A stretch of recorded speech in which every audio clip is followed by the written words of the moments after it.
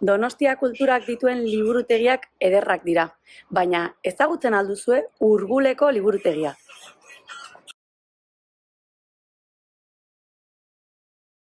Goazen barrura eta ipuintxo bat kontatuko dizuet.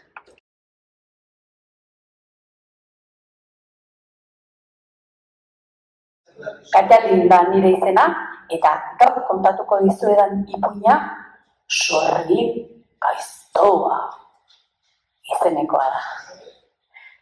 Bazen behin, familia bat, baserri batean poz-pozik bizi zena. Familiak 3 kide zituen.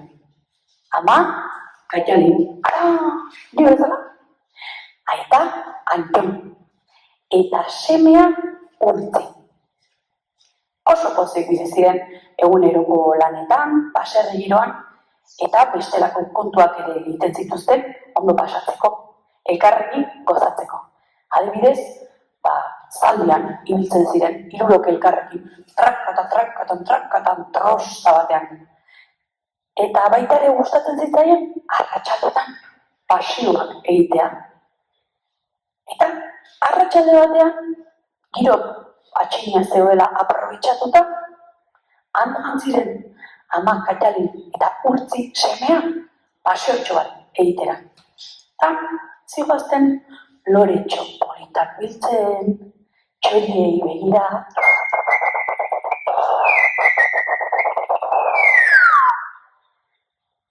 Eta eguzkia indartsu jotzen hasi zen momentu horretan, erabaki zuten elkarrekin goxo-goxo zuhaitz baten girizpean egotea. Eta sola salditxoa izan zuten, Urtzik kontatu zizkion txiste batzuk, kamak barre algarakin zituen, eta horrela berriketan zeudela, emakume bat azaldu zen bidetik. Arratsaldean, bikote, zer modu zaudete, eta begiratu zioten emakumeari eta ederki emakumea, zu ere, ondo? Bai, asonda, baina badakizue, oso urduri jartzen naiz, norbaitek hileak nahastuta dituenean. Eta zuk emakumea, azetximak dauzkazun, utzi dazu pixka bat horrazte. Katalinek begiratu zion Urtziri, begiratu zion emakumeari, eta esan zuen haizu barkatu, baina nik uste dut nahikoa txukun etorren naizela gaur, eta ni behin gustora sentitzen naiz, beraz lasai ez da beharrezko eta bai, utzi dazu horrazten. Katalinek beste erremediorik ezean, emakumeari utzi behar izan zion, han jartzitzaiolako beste erremediorik gabe atzean, eta hasi zitzaion hileak ikutzen. Eta horrela, Sorgin gaiztoa atera zen atxoaren azaletik eta zaza! Katalini buruan orratz bat sartu zion. Eta bat-batean, patatxin! Katalin oso zuri bat bilakatu zen. Eta Urtzi, beldurraz, hor eskutatu zen zuhaitzaren atzean, etzuela ezer ulertzen. Eta altxuzarrak Katalinen arropak hartu zituen, eta altzuen moduan jantzi zituen. Eta Urtzi esan zion, baina orain ni naiz zure amatxo. Emakume horrek zure amatxo bilakatu nau, eta desagertu egin da. Eta Urtzik eskua eman zion, ez zegoen oso ziur, baina, bale, guazen etxera, ama. Eta gaixoa, emakume horri eskua helduta, etxerantz abiatu zen. Bizilagun batzuk topatu zituzten, bide xior batean, eta galdetu zioten, Urtzi, baina zein da hau? Zure izeba edo nor da? Eta Urtzik ez, ama, eta atxoak, bai, bere amatxo naz, sorgin gaizto bat etorri da, eta ni horrela utzi nau itxura honekin, baina bai, Katjalin naiz. Eta horrela joan ziren, etxealdera, urtzi, triste, eskua eman da, bere ama galdu zuelakoan. Etxera itxienean, aita zegoen zain, antxon, eta esan baina zu nortzara emakumea, zara Katjalin, nire emaztea, eta sorgina, bai, maitia, ni naiz Katjalin, baina sorgin gaizta bat etorri da, eta itxura honekin utzi nauk zer egingo diogu, etorri maitia.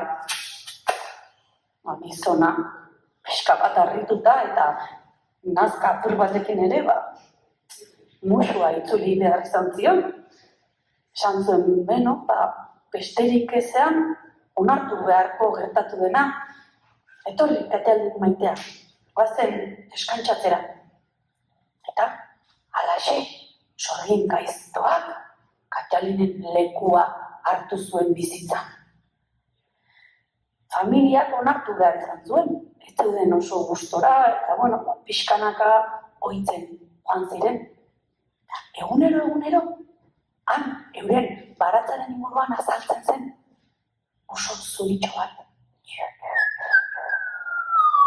Egan, eta han egoten zen, urtzirekin, ogi. Zatitxoak botatzen zizkion, eta uxoak gerturatu eta horrela, maite egiten uzten zion. Urtzek aitatxo esaten zion, aita, uxo hori hartu behar dugu, etxerako, guk zainduko dugu. Eta orduan sorgin gaiztoa agertzen zen eta ez da pentsatu ere, uxo zuriak gaiztoak dira eta kakaz betetzen dute guztia. Uxa! Eta uxoa bidaldi egiten zuen. Aitak urtziri entzun zion eta pentsatu zuen, agian, urtziren urte betetzerako opari polita izan daiteke. Uxoa jaso eta guretzat etxean izatea, guk zaindu dezagun. Eta alaxe, gau batean, isika, aita hortura gerturatu, eta hantxe zegoen uxo zuria. Saretxo bat hartu zuen, eta gainetik bota, eta harrapatu zuen uxoa. Berehala hartu zuen goxo, esku artean, eta laztanka hasi zitzaion. Ai, uxo zuri polita. Uxa zuri maitea. Eta, zer dauka buruan? Eta horratz moduko bat aurkitu zuen, bolatxo batekin, iskinean. Horratza hartu, eta tira egin zuenean, atera eta batean, patatxun! Katjalin itzuli zen, uxo zuria Katjalin zen. Orduan ulertu zuen guztia aitak. Emakume hori gezurretan aritu zitzaien, sorgin gaiztoa bera zen. Berehala hartu zuen Katjalin besarkada handi bat eman zion, maitea hemen zaude, eta elkarrekin dantzarinaz ospatu zuten. Joan ziren urtzi berria ematera, esnatu zuten, urtzi, ama bueltan da. Eta ziztu batean, joan ziren udaletxera, sorgina salatzera. Halaxe, sorgina harrapatu zuten eta zigorra ezarri zioten. Sorgina, ezin izango zara herri honetara gerturatu 10 kilometroko distantziatik aurrera, Aitu, bestela bidaliko zaitugu munduko beste puntaraino. Eta halaxe bidali zuten sorgina, ez zuten inoiz gehiago ikusi eta eskerrak. Orduztik aurrera, lasai bizi izan baitziren eta poz-pozik. Espero ipuina gustatu izana, sorgin gaiztoak beldorra emanez badizu dintzat. Ondo izan, aio!